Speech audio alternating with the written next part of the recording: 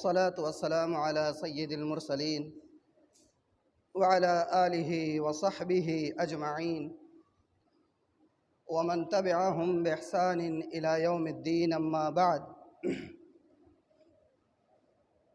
قال الله تبارك وتعالى: أعوذ بالله من الشيطان الرجيم، بسم الله الرحمن الرحيم، وأنتم الأعلون إن كنتم مؤمنين.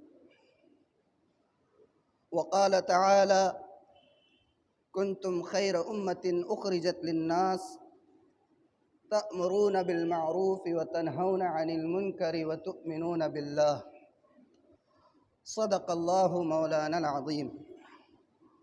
وقال رسول الله صلى الله عليه وآله وسلم: خير الناس من ينفع الناس. وقال عليه الصلاة والسلام: لا خير في من لا يألف ولا يؤلف. وقال عليه الصلاة والسلام: والله لا يؤمن، والله لا يؤمن، والله لا يؤمن. قيل من يا رسول الله صلى الله عليه وآله وسلم؟ قال عليه الصلاة والسلام: من لم يأمن جاره بوائقه، او كما قال علیہ الصلاة والسلام.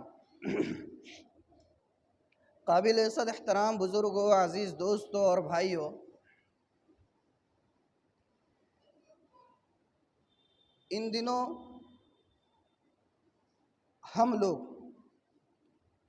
خاص طور پر پورے بھارت کے مسلمانان اور پوری انسانیت سے ہی، لیکن خاص طور پر صوبہ مہاراشٹر کے جو لوگ ہم ہیں، جن حالات سے دوچار ہے اس سے آپ واقف ہیں. ایک تو مستقل گزشتہ 2 سالوں سے کورونا جیسی مہلک اور جان لیوا وبا سے جوجھ رہے ہیں، اور اس وبا کی وجہ سے جو تالہ بندی کا سلسلہ لگا ہوا ہے، لاک ڈاؤن کا سلسلہ لگا ہوا ہے، اس لاک ڈاؤن اور تالہ بندی کی وجہ سے معیشت پر جو اثر پڑا ہے، کاروبار پہ جو اثر پڑا ہے، اور لوگوں کی کمر جو ٹوٹ چکی ہے اس کی وجہ سے، یہ ہمارے سامنے ہے. ان سب چیزوں کے ساتھ ساتھ گزشتہ 2 ہفتوں سے جو حضرات اخبارات دیکھتے ہیں، سوشل میڈیا استعمال کرتے ہیں، وہ جانتے ہیں کہ گزشتہ 2 ہفتے سے صوبہ مہاراشٹر کا علاقہ کوکن، مغربی مہاراشٹر، رتنا گری اور سانگلی، ستارا اور کرنوار، اچل کرنجی، یہ علاقے مستقل سیلاب کی تباہی کی زد میں ہیں. سینکڑوں لوگ وہاں پر بے گھر ہو چکے ہیں، کھانے پینے کے وسائل کا مسئلہ بنا ہوا ہے. لوگ جو ہیں نظریں اٹھا کر دوسرے ہمارے مسلمان بھائیوں کی طرف دیکھ رہے ہیں. یہ حالات ہے. ان حالات کو اپنی جگہ پر رکھیے.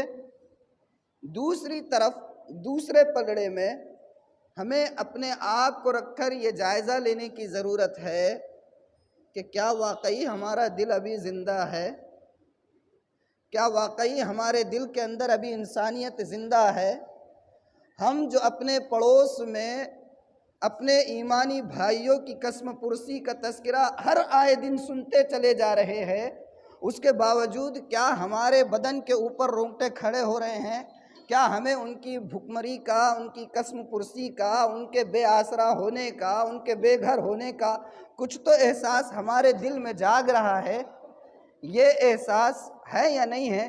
اس کا تھوڑا سا جائزہ لینے کی ضرورت ہے. اگر نہیں ہے، ہم اس پوزیشن میں نہیں ہیں، تو سوچنے کی بات ہے.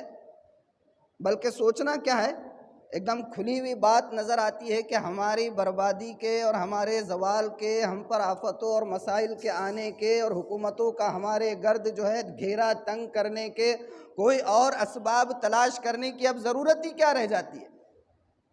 کیا رہ جاتی ہے بتائیے مجھے. بھئی اللہ تبارک و تعالیٰ نے قرآن کریم میں جو فرمایا ہے کہ وَأَنْتُمُ الْأَعْلَوْنَ إِن كُنتُم مُؤْمِنِينَ، کہ تم ہی کامیاب رہو گے، تم ہی سر بلند رہو گے، تم ہی غالب رہو گے، تم ہی سکہ رائج الوقت بنے رہو گے، تمہارا ہی نظام چلے گا، تمہاری ہی حکمرانی چلے گی، تمہاری بات سنی جائے گی۔ تو اس کو کس چیز کے ساتھ مشروط کیا اللہ تعالیٰ نے؟ کہا کہ ان کنتم مؤمنین، یہ ساری چیزیں اس وقت ہوگی جب تم ایمان والے ہوں گے۔ اور ایمان والے ہونے کا مطلب کیا ہے؟ ہم نے ایمان والے ہونے کا مطلب کیا سمجھا ہے؟ سب سے پہلی بات تو یہی سمجھنا چاہیے نا کہ ایمان ہمارے نزدیک ہے کیا؟ اگر اللہ نے قرآن میں یہ کہا ہے کہ تم غالب رہو گے، اگر تم ایمان والے ہیں، اور اب آپ اس مسجد میں میرے سامنے جتنے آپ احباب بیٹھے ہوئے ہیں، کیا ان میں سے کوئی ایک بھی یہ کہہ سکتا ہے کہ میں ایمان والا نہیں ہوں؟ نعوذ باللہ۔ ہم میں سے ہر ایک یہ کہے گا کہ ہم ایمان والے ہیں۔ تو ایمان والے ہونے کے باوجود اگر ہم زوال پذیر ہے، ہم برباد ہو رہے ہیں، ہم پر مسائل آ رہے ہیں، اور قرآن میں اللہ تعالیٰ کرے کہ تم غالب رہو گے بشرطے کہ ایمان والے ہوگے، تو یہ تضاد کیوں ہے؟ نعوذ باللہ ثم نعوذ باللہ، 100,000 مرتبہ نعوذ باللہ۔ کیا اللہ تعالیٰ نے اپنی کلام مقدس میں یہ بات ہم سے غلط کہی ہے؟ غلط بیانی کی اللہ نے؟ جھوٹ کہا ہے اللہ نے کہ ایمان والے ہونے کے باوجود کامیاب رہو گے؟ تو ایمان تو ہے، پھر کامیاب کیوں نہیں ہے؟ تو اس کا مطلب واضح طور پر یہ ہے کہ ہم نے ایمان کا صحیح مطلب ابھی تک سمجھا نہیں۔ ایمان کا صحیح مطلب ہم نے سمجھا نہیں ہے۔ ہم یہ سمجھتے ہیں کہ ایمان کا مطلب ہے اللہ کی وحدانیت کو تسلیم کرنا اور اللہ کے رسول کی رسالت کو تسلیم کرنا صلی اللہ علیہ وآلہ وسلم۔ یہی ہے نا ایمان کا مطلب ہمارے نزدیک۔ لیکن میں آپ کو بتاؤں کہ میرے اور آپ کے آقا محمد الرسول اللہ صلی اللہ علیہ وآلہ وسلم نے، قرآن پاک نے اور اسلام نے ہمیں جو تعلیمات دی ہے، ان تعلیمات کی روح سے ہمارا ایمان اس وقت تک مکمل نہیں ہو سکتا جب تک کہ اس کے پورے اجزاء کو انسان جو ہے پورے اجزاء پر عمل نہ کر دے۔ اور اس کے اجزاء کیا ہے؟ موٹے لفظوں میں آپ کو بتاتا ہوں کہ ایمان کا تقاضا یہ ہے کہ ایک انسان کے جو معاملات ہے اپنے اللہ کے ساتھ، اپنے خالق کے ساتھ، اپنے رب کے ساتھ، اس کے جتنے تقاضے ہیں بندہ اس کو بھی پورا کرے، اور اس کے ساتھ ساتھ وہ اس معاشرے میں رہتا ہے، اس سماج میں رہتا ہے، کچھ لوگوں سے اس کے ساتھ رشتہ داری ہے، کچھ لوگوں کے ساتھ دوستانہ تعلقات ہے، کچھ لوگوں کے ساتھ پڑوسی ہونے کا ناطہ ہے۔ تو یہ جو سماجی رشتے ہیں اور جو سماجی معاملات ہیں، ان سماجی معاملات کو بھی جب تک بندہ پورا نہیں کرے گا اس وقت تک ایمان مکمل نہیں ہوگا۔ موٹے لفظوں میں یہ کہ خالق کے ساتھ بھی معاملہ صحیح ہو اور مخلوق کے ساتھ بھی معاملہ صحیح ہو تو ایمان مکمل ہے، اس کے سوا ایمان مکمل نہیں ہے۔ اب آپ بولیں گے یہ کہاں سے لے کر آ گئے آپ نے؟ بھئی ہم نے تو آج تک یہی سنا ہے، آمنت باللہ ورسولہ وکتبہ، یہ سب کہ اللہ پر ایمان، اس کے رسولوں پر ایمان، کتابوں پر ایمان، اور موت پر ایمان، اور موت کے بعد دوبارہ پیدا کیے جانے پر ایمان، حساب کتاب پر ایمان، یہ ہے ایمان۔ اب یہ آپ کہہ رہے ہیں کہ خالق کے ساتھ ساتھ مخلوق کے حقوق کو ادا کرنا یہ ایمان ہے؟ تو میں آپ کو بتاؤں کسی اور نے نہیں کہا ہے، کسی عالم یا محدث یا مفسر نے نہیں کہا ہے، بلکہ میرے اور آپ کے آقا محمد الرسول اللہ صلی اللہ علیہ وآلہ وسلم نے ایک مرتبہ نہیں تین مرتبہ قسم کھا کر کہا ہے۔ اور کیا کہا؟ کہا کہ واللہ لا یؤمن، اللہ کی قسم وہ ایمان والا نہیں ہے۔ واللہ لا یؤمن، اللہ کی قسم وہ ایمان والا نہیں ہے۔ واللہ لا یؤمن، اللہ کی قسم وہ ایمان والا نہیں ہے۔ قیل من یا رسول اللہ صلی اللہ علیہ وآلہ وسلم، صحابہ کرام نے دریافت کیا کہ اے اللہ کے رسول، آپ یہ جو تین مرتبہ قسم کھا کر کہہ رہے ہیں کہ وہ ایمان والا نہیں ہے، تو بھلا آخر وہ کون شخص ہے جو ایمان والا نہیں ہے؟ تو آپ نے کیا فرمایا؟ یہ نہیں کہا کہ جو بتوں کی پوجا کرے، یہ نہیں کہا کہ جو خدا کی وحدانیت کا انکار کرے، یہ نہیں کہا کہ جو میری نبوت و رسالت کا انکار کرے، بلکہ آپ نے کہا من لم یأمن جارہ بوائقہ، اللہ اکبر، کیا فرمایا آپ نے؟ قسم کھا کر ایک نہیں، تین تین مرتبہ قسم کھا کر فرمایا من لم یأمن جارہ بوائقہ، وہ شخص ایمان والا نہیں جس کے پڑوسی اس کی تکلیف سے محفوظ نہ رہے۔ کیا مطلب ہے اس کا؟ اور تکلیف صرف یہی نہیں ہے کہ آپ اس کے گھر میں غلاظت پھینک دیں، آپ اس کی دیوار کے اوپر جو ہے باہر سے کچھ بھی جو ہے خراب کرنا شروع کر دیں۔ تکلیف تو یہی ہے کہ آپ کا پڑوسی اگر قسم پرسی کا شکار ہے اور آپ کو اللہ نے نوازا ہوا ہے، آپ اس کی قسم پرسی کا، اس کی محتاجی کا اور اس کی غربت کا، اس کے افلاس کا، اس کے پریشان حالی کا خیال نہ کرتے ہوئے اللہ کی دی ہوئی دولت کے اوپر اتراتے پھرے اور ان کے آپ کے اس اترانے سے ان کے دل کو جو ہے ٹیس پہنچے، یہ ٹیس پہنچنا قسم خدا کی تکلیف دینا ہے۔ اور پڑوسی صرف وہ جو مکان سے قریب نہیں ہے، یہ پوری دنیا کے اندر، یہ ہمارے صوبے مہاراشٹر کے اندر کوکن کا علاقہ ہمارا پڑوسی علاقہ ہے، وہاں کے لوگ جوجھ رہے ہیں، وہاں کے لوگ پریشان حال ہیں اور ہمارے کانوں پر جوں تک نہیں رینگ رہی ہے نا یہی صورتحال۔ تو میرے بھائیو، اس وقت جن حالات سے ہم دوچار ہے، بارہا علماء جو ہے تو اس کی وجوہات بتاتے، اس کے سارے جو ہے تو اسباب کا تجزیہ کرتے، اس کا حل بتاتے، مگر ضرورت کس بات کی ہے؟ ضرورت اس بات کی ہے کہ نبوی اسوہ کیا ہے اس کو دیکھا جائے۔ ایک دو نہیں، متعدد احادیث میں اللہ کے رسول صلی اللہ علیہ وآلہ وسلم نے ایمان کو خدمت خلق کے ساتھ مشروط کیا ہے۔ ایمان کو خدمت خلق کے ساتھ اللہ کے نبی نے مشروط کیا ہے، اور میں نے کہا کہ ایک دو نہیں، سینکڑوں احادیث کتابوں کے اندر، احادیث کی کتابوں میں مل جائے گی، واضح الفاظ۔ یہ ایک نبی ہی کہہ سکتا تھا صلی اللہ علیہ وآلہ وسلم۔ کیا فرمایا آپ نے؟ آپ نے فرمایا الایمان بضع و سبعون شعبہ۔ دیکھیں میں جو کہہ رہا ہوں نا کہ خالق اور مخلوق کے ساتھ بیلنس ہو، آپ نے فرمایا الایمان بضع و سبعون شعبہ، ایمان کے 70 سے زیادہ شعبے ہیں۔ اللہ کی وحدانیت ہے، رسالت کا اقرار ہے، موت پر یقین ہے، موت کے بعد دوبارہ اٹھائے جانے پر یقین ہے، حشر و نشر پر یقین ہے، اور اسی طرح جنت دوزخ، جو ساری غیر مرئی چیزیں جن کو انسان نے دنیا میں نہیں دیکھا ان کو ماننا ایمان ہے۔ لیکن اس کے ساتھ ساتھ آپ نے فرمایا الایمان بضع و سبعون شعبہ، ایمان کے 70 سے زیادہ جو ہے شعبے ہے، اور اس میں سب سے اعلیٰ درجہ کیا ہے ایمان کا؟ کہا افضلها لا الہ الا اللہ، اعلیٰ ترین درجہ ایمان کا اللہ کی وحدانیت کو تسلیم کرنا۔ اعلیٰ ترین درجہ ایمان کا اللہ کی وحدانیت کو تسلیم کرنا، وَأَدْنَاهَا إِمَاطَةُ الْأَذَىٰ عَنِ الطَّرِيقِ، اور ایمان کا سب سے کم ترین درجہ یہ ہے کہ اپنے اڑوس پڑوس میں آپ جس معاشرے میں رہتے ہیں اس معاشرے کے افراد کو تکلیف دہ چیزوں سے بچانا۔ اماطۃ الاذی عن الطریق، اس کے لفظی معنی یہ ہے کہ راستے سے تکلیف دہ چیز کو ہٹانا۔ کس کے لیے ہٹانا؟ جنات کے لیے؟ کس کے لیے ہٹانا ہے؟ شیاطین کے لیے؟ ہم اور آپ ہی چلنے والے ہیں راستے میں۔ اپنے ہم جنس لوگوں کو تکلیفوں سے بچانا یہ ایمان کا ادنا شعبہ ہے۔ اپنے ہم جنس لوگوں کو تکلیف سے بچانا یہ ایمان کا ادنا شعبہ ہے۔ اب آپ بتائیے، اللہ نے کہا تم ہی کامیاب رہو گے اور ہم کامیاب نہیں ہیں، کیا وجہ ہے یا نہیں ہے؟ یہ ایک حدیث ہو گئی۔ دوسری حدیث میں اللہ کے رسول نے فرمایا لا خیر فی من لا یألف ولا یؤلف۔ اللہ اکبر، غور کرے کتنی بڑی بات کہی اللہ کے رسول نے۔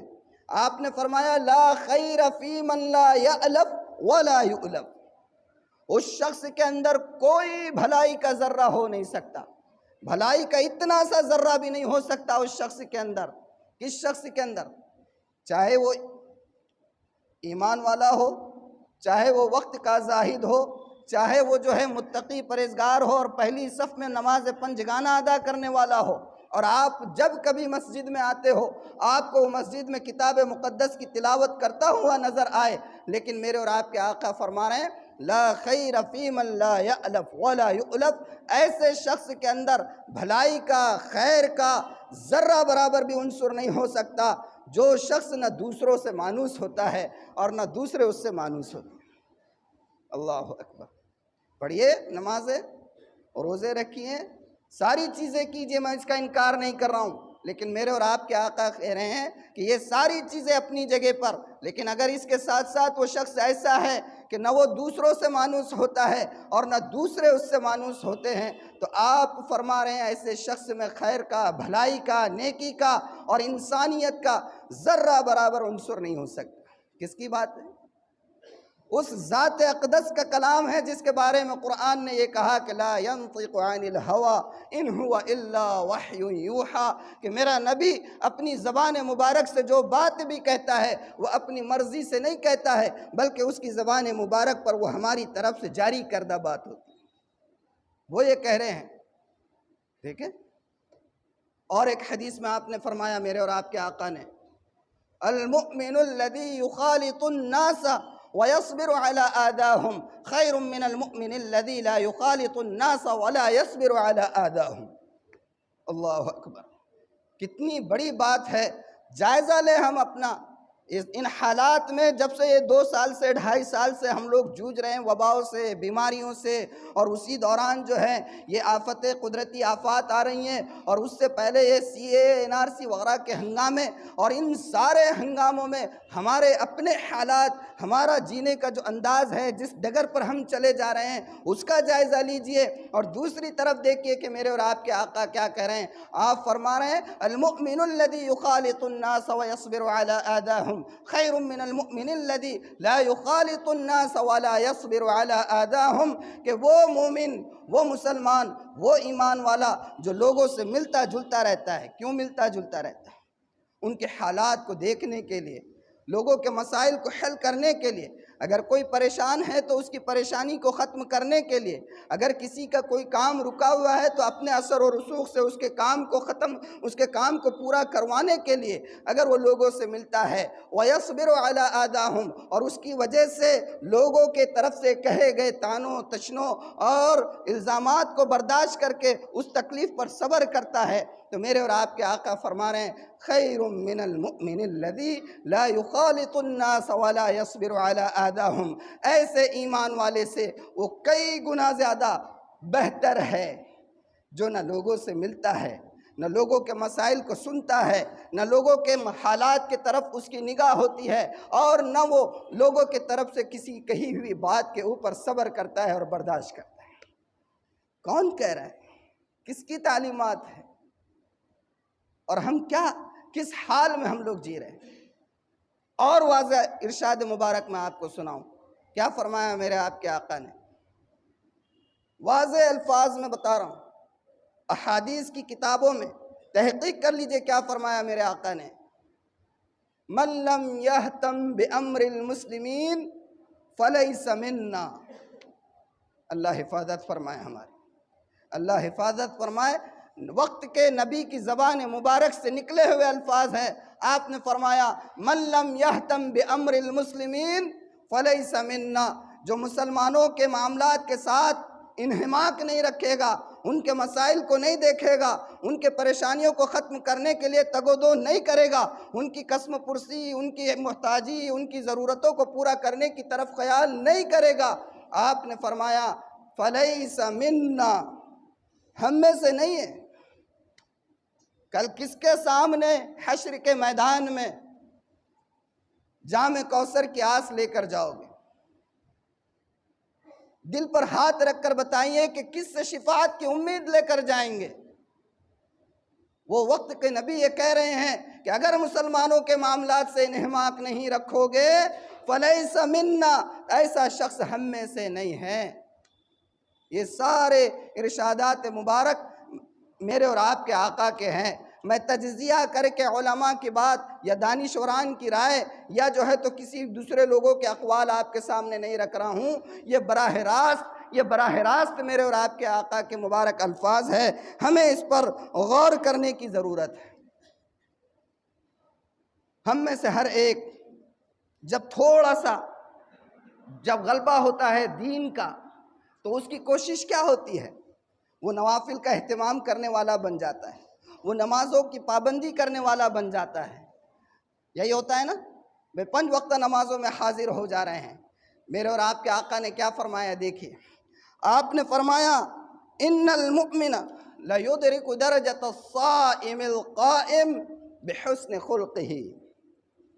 آپ نے فرمایا ان المؤمن لیدرک درجۃ الصائم القائم بحسن خلقہ، ایک مومن رات بھر نفلیں پڑھنے والے اور دن بھر روزہ رکھنے والے مسلمان کے درجے کو پا لیتا ہے۔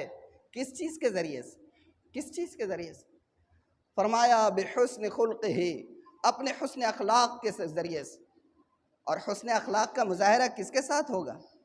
جانوروں کے ساتھ ہوگا، جنات اور شیاطین کے ساتھ ہوگا، یا اپنے معاشرے میں بسنے والے ہم جنس لوگوں کے ساتھ حسن اخلاق ہوگا؟ آپ بتائیں، یہ ہے نبی کے اقوال اور یہ ہے ہمارے نبی کی تعلیمات، اور اس کے ساتھ ہمارا حال کیا ہے؟ ہمارے اڑوس میں پڑوس میں کتنی بیوائیں ایسی ہوتی ہے جو محتاج ہے، جو تنظیمیں اس شہر میں اناج کی تقسیم کا کام کرتی ہیں۔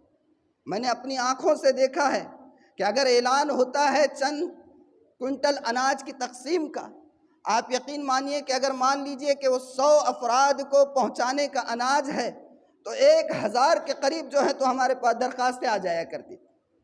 اتنی بیوائیں، اتنے پریشان حال لوگ، اور ہم جو ہیں ان کی آمد کو ایک مزاج بن گیا، ارے یہ تو ان کا معمول ہے، ارے یہ ان کا۔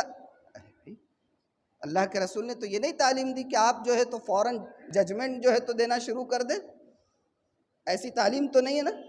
کیا فرمایا تھا؟ اللہ کے رسول کا فرمان ہے الساعی علی الارملۃ کالمجاہد فی السبیل، الساعی علی الارملۃ کالمجاہد فی سبیل اللہ والقائم اللیل والصائم النہار۔ یہ الفاظ ہیں میرے اور آپ کے آقا کے۔ بیواؤں کے لیے، یتیموں کے لیے کوشش کرنے والا وہ کیسا ہے؟ کہا کہ مجاہد فی سبیل اللہ، اللہ کے راستے میں جہاد کرنے والا۔ معمولی مرتبہ ہے اللہ کے راستے میں کوششیں کرنے کا، اللہ کے راستے میں جد و جہد اور جہاد کرنے کا معمولی درجہ ہے؟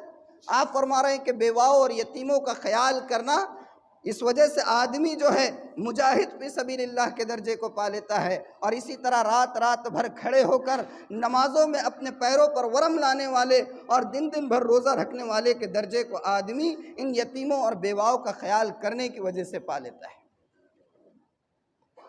یہ ساری تعلیمات، یہ ساری چیزیں اپنی جگہ پر بارہا سنتے ہیں، لیکن عمل نہیں ہوتا ہے نا، عمل نہیں ہوتا۔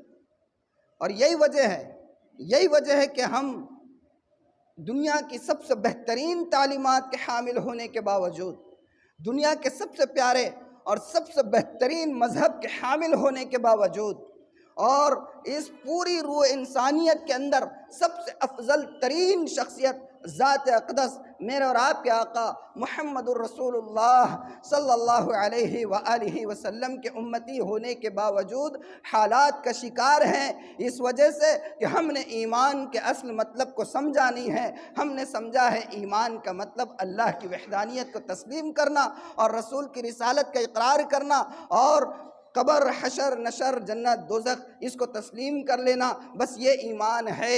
نہیں، قسم خدا کی یہ ایمان مکمل نہیں ہے۔ ایمان اس وقت تک مکمل نہیں ہوگا جب تک کہ ہم اللہ کے حوالے سے ان ساری چیزوں کو پورا کرتے ہوئے اللہ کی پیدا کردہ مخلوق کے مسائل کی طرف حل کرنے کی توجہ نہیں کریں گے اور اس کے اوپر کوشش نہیں کریں گے، ان کے حقوق کو ادا کرنے کا خیال نہیں ہوگا، انسانیت کا دل آپ کے دھڑکتے ہوئے سینے کے اندر جو ہے نہیں پیدا ہوگا، اس وقت تک ایمان مکمل نہیں ہوگا۔ اور جس وقت تک ایمان مکمل نہیں ہوگا، قسم خدا کی حالات کے بھنور سے نکلنے کے میں شاید بڑی بات کر رہا ہوں تو اللہ مجھے معاف کرے، لیکن جب تک کہ ایمان کے پورے تقاضوں کو ہم پورا نہیں کریں گے اس وقت تک ان حالات کے گرداب سے اور بھنور سے نکلنا ہمارے لیے مشکل ہے۔ میں اکثر یہ بات کہا کرتا ہوں، اور اس مسجد میں بھی اس سے پہلے کہا ہوں میں نے، کہ ہماری سب سے بڑی ٹریجڈی، ہمارا سب سے بڑا المیہ اس وقت اگر کسی چیز کا ہے تو وہ کیا ہے؟ اس وقت ہمارا سب سے بڑا المیہ یہ ہے مسلمان، خاص طور پر نوجوان نسل کا اور نوجوانوں کا، کہ ہم دنیا بھر کے حالات سے باخبر ہیں، دنیا بھر کے حالات سے، اور اس سوشل میڈیا کی وجہ سے یہ نئی نسل اتنی ذہین ہو گئی ہے کہ ہر ایک کی بائیوگرافی اس کو پتہ ہے۔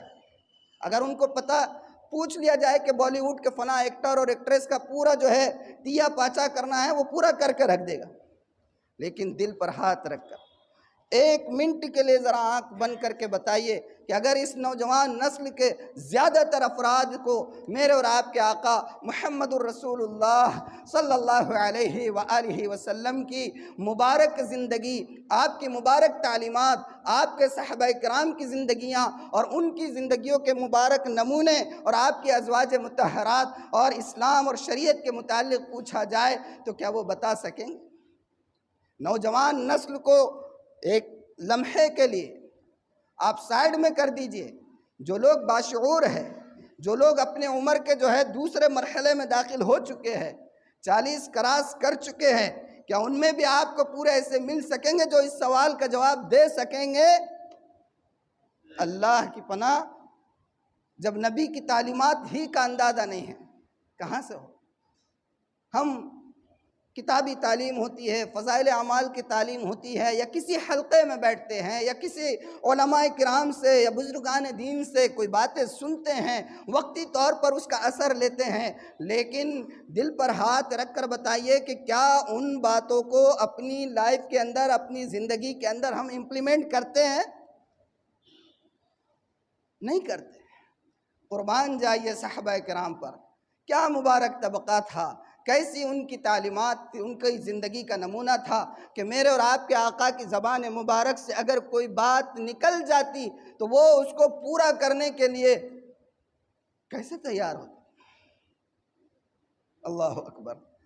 میں آپ کو بتاؤں، حضرت عبداللہ ابن عباس رضی اللہ عنہ معروف صحابی ہے، اللہ کے رسول کے چچا زاد بھائی ہے عبداللہ ابن عباس رضی اللہ عنہ، آپ کے بھائی ہیں، اعتکاف میں بیٹھے ہوئے، اعتکاف میں بیٹھے ہوئے، اور اعتکاف کی حد معلوم ہے نا کتنی ہوتی ہے؟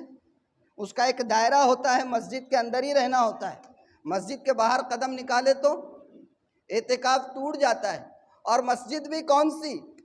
مسجد وہ جس کو مسجد کے بنانے والوں نے نماز پڑھنے کے لیے مختص کیا ہوا ہے، اتنا ہی حصہ معتکف ٹھہراتا ہے۔ اس کے علاوہ وضو خانہ ہیں، اس کے علاوہ صحن ہیں، اس کے علاوہ یہ حجرے ہیں، یہ چیزیں معتکف میں نہیں آتی ہے۔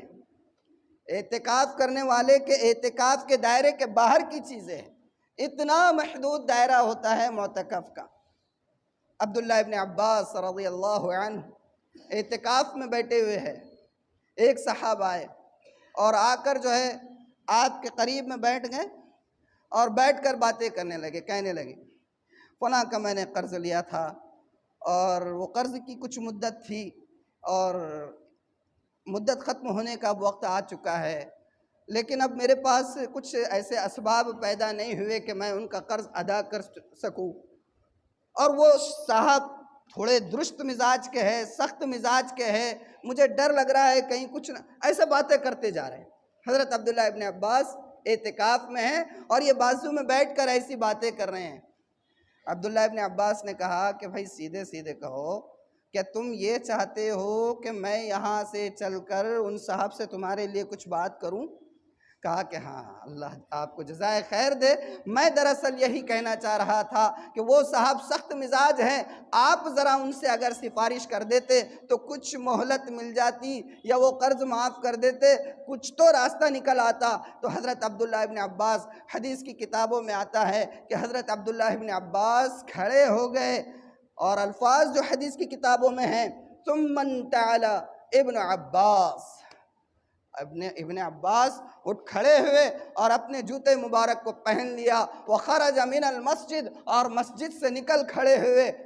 وہ صاحب ایک دم کھڑے ہو گئے اور کہا کہ یا ابن عباس انسیت ما کنت فی، اے ابن عباس آپ اعتکاف کی حالت میں ہیں، جوتا آپ نے پہن لیا، مسجد سے آپ نکل رہے ہیں، انسیت ما کنت فی، کیا آپ کو یاد نہیں ہے کہ آپ کس حال میں ہیں؟ کہا کہ نام واللہ ما نسیتو، ہاں اللہ کی قسم میں نہیں بھولا، نام واللہ ما نسیتو، اللہ کی قسم میں نہیں بھولا، ولیکن سمعت صاحب هذا القبر، لیکن میں نے اس قبر میں آرام فرما، روضہ اقدس میں آرام فرما میرے محبوب سے سنا ہے۔ اور یہ کہہ کر حدیث کے اندر الفاظ ہے وَدَمِعَتْ عَيْنَاهُ، کہ حضرت ابن عباس کے آنکھوں سے آنسو جاری ہو گئے، اشارہ جب قبر مبارک کی طرف کیا اس وقت آنسو جاری ہو گئے، اور اس کے بعد کہا کہ میں نے اس قبر میں آرام فرما رہے ہیں میرے محبوب سے سنا ہے، آپ نے کہا من مشى فی حاجت اخیہ وبلغ فیہا، کہ جو اپنے بھائی کی کسی حاجت کو پورا کرنے کے لیے چل پڑا، من مشى فی حاجت اخیہ وبلغ فیہا، اور اس کی اس حاجت کو اس نے کسی طریقے سے بھی پورا کروا دیا، تو آپ نے فرمایا خیر لہ من اعتکاف 10 سنین، اس کا یہ نکلنا اس کے لیے 10 سال کے اعتکاف کرنے سے زیادہ بہتر ہے۔ اعتکاف کی حالت سے نکل کر لوگوں کی حاجتوں کو پورا کرنے کے لیے صحابہ دوڑا کرتے تھے، آج ہمارے کانوں پر جو نہیں رینگ رہی، اڑوس پڑوس میں لوگ جو ہے پریشان حال ہے، وبا سے پوری انسانیت جوجھ رہی ہے، اس سے پہلے بہت سارے مسائل سے جوجھتے آ رہے تھے۔ خدا کے واسطے بہت درد کے ساتھ ہاتھ جوڑ کر آپ سے یہ کہتا ہوں کہ لوٹ آؤ پیچھے کی طرف، اپنے نبی کی تعلیمات کی طرف اور آپ کی مبارک زندگی کی طرف، صحابہ اکرام کے اسووں کو اپناؤ اور ان کے طریقوں کو اپناؤ، اس وقت تک ہم جو ہے کامیاب نہیں ہو سکتے۔ آخر میں ایک بات جو یاد آ گئی اور اس سے پہلے بھی شاید میں سنا چکا ہوں، وہ بتا کر اپنی بات کو ختم کرتا ہوں، وہ عبرت کا سامان ہے اس لیے بتا دیتا ہوں کہ ہماری بہت ساری جماعتیں جو بیرون ممالک میں جاتی ہے، وہاں پر ایک جماعت بیرون میں گئی، کسی عرب ملک میں گئی، عرب ملک کے بھی لوگ میں آپ کو بتا دوں کہ ان کی بھی دینی حالت، جیسے ہم سوچتے ہیں کہ وہ عربی میں بات کرتے ہیں، زبان قرآن کی ہے تو شاید زندگی بھی قرآن والی ہوگی، لیکن ایسا کوئی یقینی نہیں ہے۔ بہرحال جماعت عرب ملک میں گئی، وہاں پر جماعت کسی مسجد میں یا جہاں بھی ٹھہری ہوئی ہو، وہاں روزانہ تعلیم ہو رہی ہے۔ ایک صاحب روز آ کر بیٹھتے ہیں، بدو قسم کی، بدو بولے تو دیہاتی۔ امیر صاحب نے کہا کہ بھئی یہ صاحب تو روز آ رہے ہیں، آج ہم ان سے بات کروا لیں گے عمومی اجتماع میں۔ اور انہوں نے کہا کہ بھائی آج کے جلسے میں آپ کو بات کرنی ہوگی۔ انہوں نے کہا نہ یہ تو نہیں ہو سکتا ہے کہ میں مجمع میں کھڑے ہو کر بات کروں، آپ اور ہم بھی جانتے ہیں کہ بات کرنا تو بہت دور کی بات ہے، کھڑے ہو کر صرف اتنا اعلان کرنا کہ بھئی نمازوں کے بعد تھوڑی دیر تشریف رکھے، انشاءاللہ دین کی بات ہوگی، راشا طاری ہو جاتا ہے بہت سارے لوگوں۔ امیر صاحب نے کہا کہ گھبراؤ نہیں، آپ صرف اتنا کہہ دینا کہ بھئی اللہ کے واسطے بیٹھو، ہمارے کچھ ایمانی بھائی بہت دور سے آئے ہوئے ہیں اور وہ کچھ بات کہیں گے، اتنی بات کہہ کے جو ہے آپ بیٹھ جانا، پھر میں بات کروں گا۔ وہ صاحب کھڑے ہوئے، مجمع بھی کافی زیادہ تھا اور انہوں نے جب دیکھا مجمع بہت زیادہ ہے، ان کی زبان سے الفاظ نہیں نکل رہے، امیر صاحب پریشان اور یہ بھی کچھ کہہ نہیں رہے۔ 1-2 منٹ کے توقف کے بعد ان صاحب نے کہا مل فرق بیننا وبین الصحابہ، اللہ اکبر۔ اب امیر صاحب پریشان، وہاں کا مجمع بھی پریشان۔ کیا کہا انہوں نے؟ کہا کہ مل فرق بیننا وبین الصحابہ، ہم میں اور صحابہ میں کوئی فرق نہیں۔ اللہ اکبر، ہو سکتا ہے ایسا؟